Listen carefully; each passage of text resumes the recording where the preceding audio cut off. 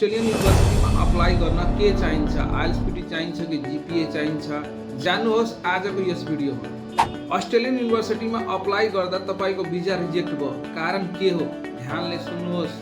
यदि तपाईले ब्याचलरको लागि अप्लाई गर्दै हुनुहुन्छ भने 2.6 जीपीए भन्दा कम हुनु परेन र तपाईको आइएलटीएस को स्कोर 6 हुनु पर्यो र हरेक ब्यान्डमा 5.5 हुनु पर्यो। यदि हजुरले मास्टरको लागि अप्लाई गर्दै हुनुहुन्छ भने हजुरको ब्याचलरमा 45% वा फर्स्ट डिभिजन हुनु पर्यो र आइएलटीएस को स्कोर 6.5 हुनु पर्यो। ग्याप छ, अब के गर्ने? यदि तपाईले ब्याचलरको लागि अप्लाई गर्दै हुनुहुन्छ भने म्याक्सिमममा तपाईको 1 इयरको ग्याप हुनु पर्यो।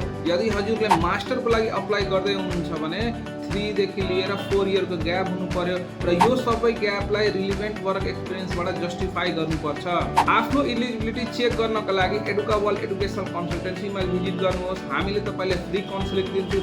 एडुका वर्ल्ड एडुकेसनल कन्सल्टेन्सी मीन भवन, नयाँ बानेश्वर, काठमाडौँ, वीरगञ्ज या वीरगञ्जको नजिकको एरियाबाट हुनुहुन्छ भने Birgunj Ghantaghar link road opposite to मसल ब्याङ्क 3rd फ्लोरमा एडुका कन्सल्टेन्सी छ। या दिएको नम्बरमा सम्पर्क गर्न सक्नुहुन्छ।